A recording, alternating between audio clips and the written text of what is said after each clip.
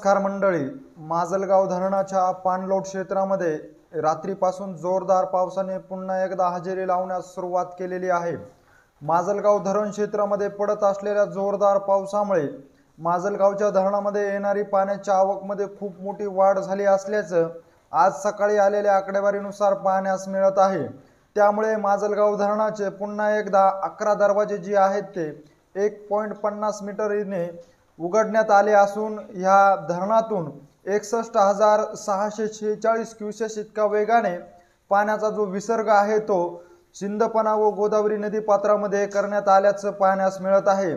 माजलगाव धरण क्षेत्रामध्ये रात्रीपासून पडत असलेल्या जोरदार पावसामुळे माजलगाव धरणामध्ये जी पाण्याची आवक आहे ती पाण्याची आवक साधारणतः 70,000 पर्यंत पोहोचली असल्याची आलेल्या आकडेवारीमधून पाहण्यास मिळत आहे। त्यामुळेच माजलगाव धरणाचे 11 दरवाजे उघडण्यात आले असून या 11 दरवाजामार्फत 61,646 क्युसेस इतक्या वेगाने सिंदफणा नदी पात्रामध्ये विसर्ग करण्यात आलेला आहे।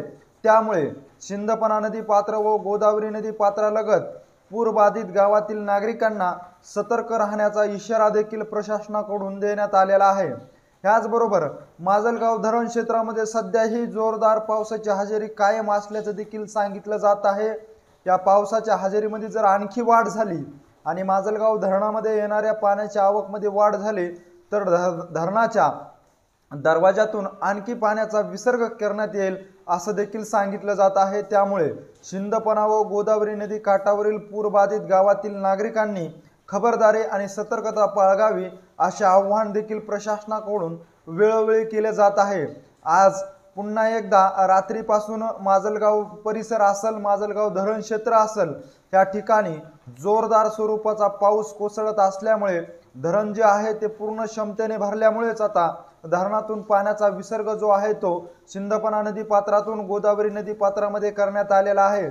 सध्या 11 दरवाजामार्फत 1.50 मीटरने हे दरवाजे उघडण्यात आले असून 61,646 क्युसेस इतक्या वेगाने या धरणातून सध्या पाण्याचा विसर्ग सुरू आहे।